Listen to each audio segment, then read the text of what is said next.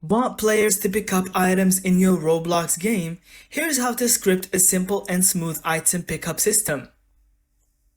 Step 1. Create the item. In Workspace, insert a part and name it something like Health Kit or Sword. Next, anchor it. Then, add a proximity prompt. This will allow interaction. Step 2. Script the pickup logic. Inside the part, add this script. Step 3. Test it out. Hit play, walk up to the item, and press the key shown on the proximity prompt.